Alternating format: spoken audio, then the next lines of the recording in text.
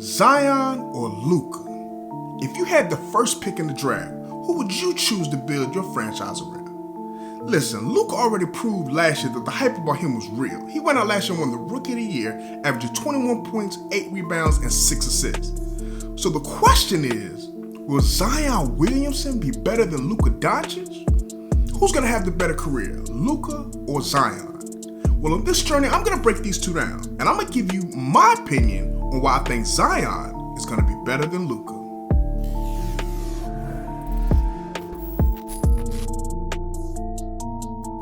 Welcome back to Journey of a Ballaholic, the best talk show for basketball addicts. I'm your host, General Hannibal X. Now, if you're watching this video, you already know about Luka Doncic and Zion Williamson. Those names ring bells throughout the NBA circle. Luka's already proven that he could dominate the EuroLeague, and then last year came over to the NBA and proved he could play with the big boys. Listen, anytime you put up 21, 8, and 6 as a rookie, I don't care that he did it on a losing team. Guys like Michael Jordan, LeBron James, these guys their rookie years came out and put up great numbers, and they did it on losing teams. I can't blame Luka for that. The Dallas Mavericks just didn't have enough talent around him. This year's a little bit different though. Mavs went out and they got Kristaps Porzingis, who, though he's never made an all-star, he has that all-star potential. So I'm expecting Luka and the Mavs to get better. I'm expecting the Mavs to win 45 games this season, and I expect Luka's numbers to slightly go up now that he has a big-time player like Kristaps beside him. I think Luka this year could give you around 22 points, maybe slightly less rebounds, maybe around 7 rebounds, but I can see him around 7 or 8 assists this year. But most importantly, I think his field goal percentage is going to go up. I can see Luka, from who was a low 40% shooter last year, I can see him going up to mid to even 47, 48% from the field this year. I think now that he's got his feet wet, right? So now he's able to take the skill that he has, because he's already mastered that step back. That mid-range to three-point step back that he's got is spectacular. He's almost like a lesser athletic version of James Harden. The man has that ability to create shots for himself, but what you gotta love about him is that he's got eyes out of the back of his head to be able to find shots and create shots for other people. And that is you give him a 7'2", 7'3" Kristaps Porzingis who can shoot from the outside in. That's gonna be a special duo, man. So this video is not about questioning Luka's talent or even his star potential. I wouldn't be surprised if Luka is an all-star this year. I think he'll probably be slightly on the outside, but I wouldn't be surprised if he is an all-star. He has that kind of skill set. The talent is undeniable. So the question about this video more so is not about Luka Doncic and where he was last year or what he's even going to be this year. We saw in his first preseason game where Luka went out there and gave you 21 points, 8 rebounds, 5 assists, 3 steals. Even though they lost to the Detroit Pistons 124-117, Luka showed that he's ready to have another big-time season. The question in this video is about Zion Williamson and what he could be and where their careers could actually go to based on the talent that's around them. And I think Zion is a special case. He's special because there's really no mold for him. You know, like Luka's a guy who's at 6'7", 220, and like I said, we really have never seen anybody like him. He has, some of that Larry Bird to him. He can kind of do it all. He also has some of that James Harden with the handle and the step back. So he's kind of like a mix of guys. But Zion is truly something that was created in the lab. Zion is something that you couldn't fathom that. He's got a Larry Johnson body.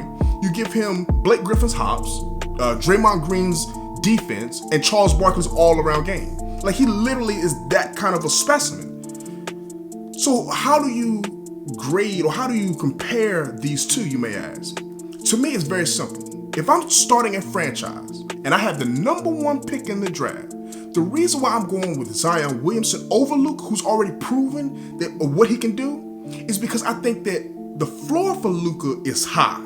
It's extremely high, and I think he can continue to get better, as I just talked about. But the floor for Zion, even though it may be slightly lower because he's less skilled than what Luka is, I think the ceiling is so much higher than what Luka is. And I think it's mainly because of the way that the game is played today. Granted, it is more of a 3, more focused on the 3 this year than it has been in decades in the past, eras in the past. But what I mean by that is this. Zion is not playing in the 80s or the 90s, where when Jordan came to the paint, Jordan knew he was going to get hurt. He was going to get hit. He was going to get bumped. He was going to get elbowed. Zion doesn't have to worry about that. That's not to say that Zion couldn't handle that, What I'm saying is that Zion doesn't have to mentally worry about that. Another thing that Zion does not have, that a lot of these other stars, even superstars, had coming in, is the expectation to be a star right away. When LeBron James came in, and I'm not comparing Zion and LeBron, but I'm just saying when LeBron came in, he came in with the expectation of the world on his shoulders. He came in expected to carry the Cleveland Cavaliers to the heights that he took them to. Luka came in with the same type of height to carry that team. Same thing with Trae Young, same thing with Kevin Durant, all these other types of players that came in as these high drafted players that will look to be these superstars. Zion, even though he was drafted as number 1, he's not expected to be even the best player on his team, in all honesty. When you got a guy like Drew Holiday's probably, as of right now, the best player on that team. You bring in a guy like Lonzo Ball, you bring in a guy like Brandon Ingram. This New Orleans Pelicans team, they put him in literally the best position that any young talent could be in, where he doesn't have the expectations. David Griffin, the coach, they've all done everything that they could to make sure that the pressure is taken off of Zion's broad shoulders. So now Zion comes into a situation where his skill set, which is work, grind, hustle, don't stop, high motor, right? That's what typically you want from a role player, energy guy, kind of a, just come off the bench and just be that energy guy, right? Well, Zion has that. He has a non-stop motor. He has that Russell Westbrook type motor where every play, every game he's going to bring it. You don't have to question that. But now Zion also has guys around him that are perfect for his style of play. They literally put this team around him perfectly. The Pelicans want to run. Zion is a beast in transition.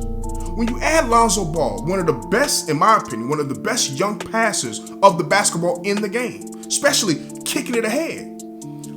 Lonzo is not the type of point guard who's going to dribble the air out the ball. He's not like a Rajon Rondo or Steve Nash type point guard. He's played hot potato with the ball. As soon as he gets it, he's trying to kick it ahead.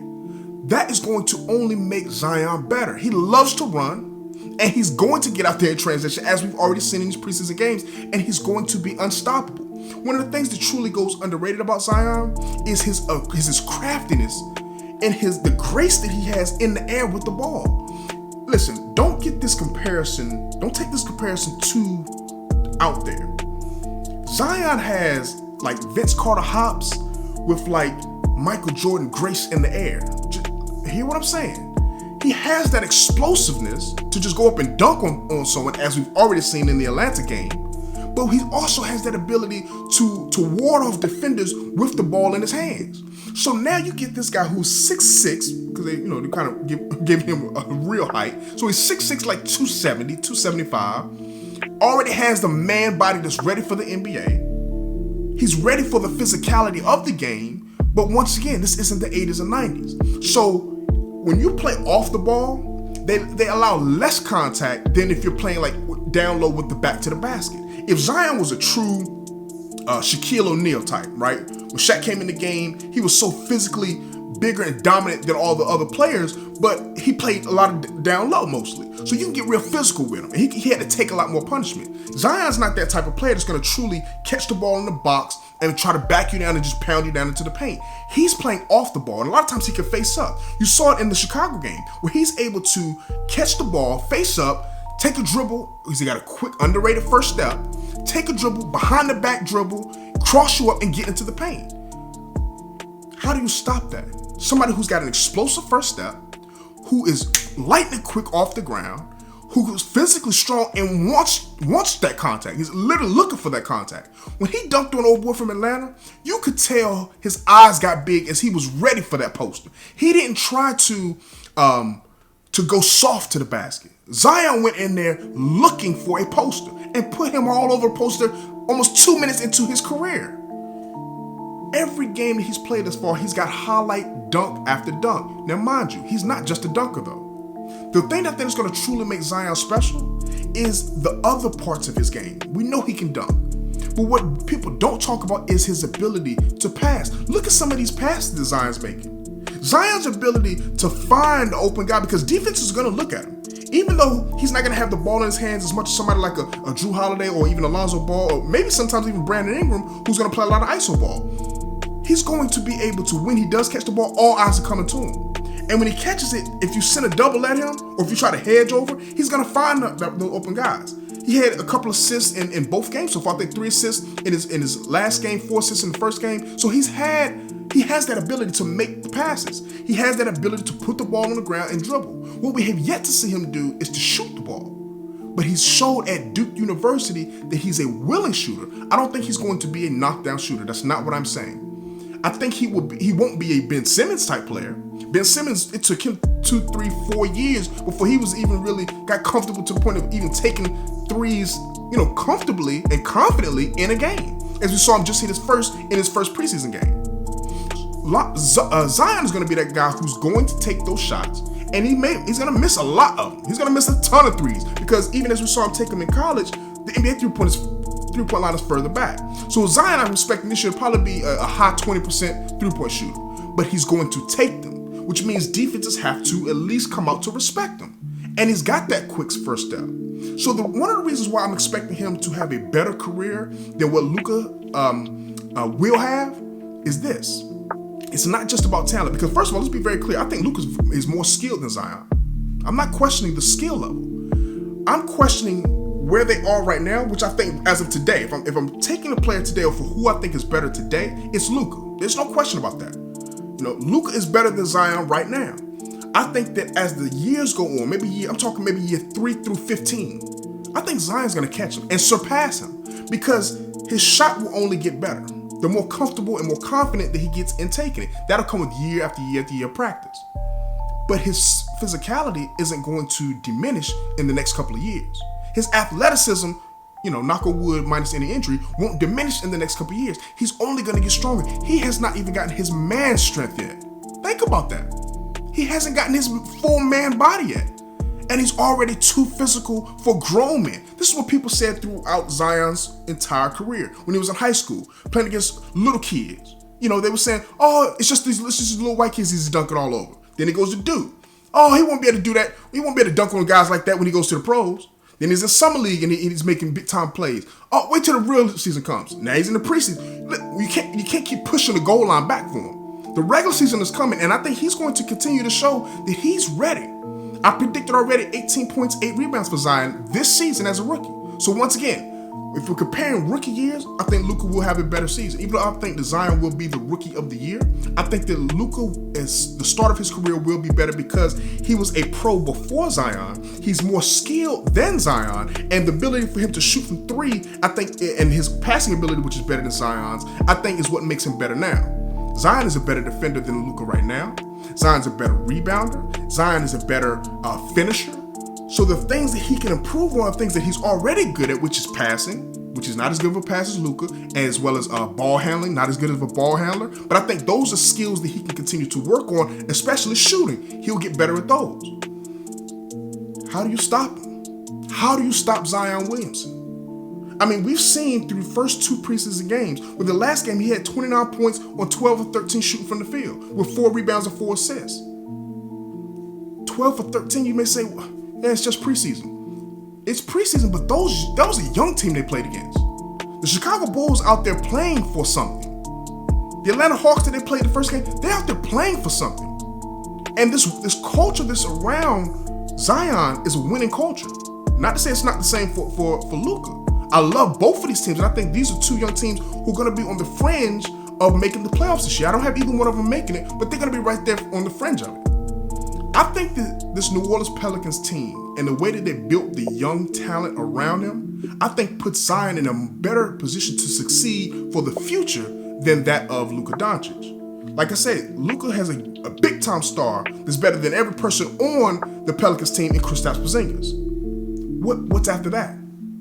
What does he have after that? Whereas Zion, like I said, Drew Holiday, who's not, he's a veteran, but he's not, it's not like he's in his mid-30s. Lonzo Ball, Josh Hart, Brandon Ingram. This team, listen, this Pelicans team is going to surprise a lot of people this year. They're going to be one of the fastest paced teams. Zion's going to be having poster after poster. I just don't see how he can't succeed. And I've heard people talk about him potentially being a bust. I don't see it. I don't see, this is not Anthony Bennett. He's not Oluwaseyi. Unless he has a major injury. And like I said, we got to knock on wood, because everything I'm talking about is him if he doesn't have an injury, which should go without saying. That's with any person. But if he stays healthy, there's no way he doesn't succeed. The talent is just, we've never seen anything like this. So at the end of the day, as of today, yes, I would pick Luka Dončić if I had to pick a player for this year. And I would even say for next year. If I'm talking about this year and next year, give me Luka Dončić. But if I'm talking year 3 through 15, give me Zion. If I gotta pick right now today for the future of my franchise, give me Zion Williamson. Let me know. What do you think? Who would you start your franchise with? Would it be Luka or would it be Zion? Go down to the comment section below and let me know. As always, I appreciate you for taking a look at this video. Please make sure you subscribe to the channel. Also, hit that like button and tap that notification bell so that you can stay updated with the journey of a Ballaholic.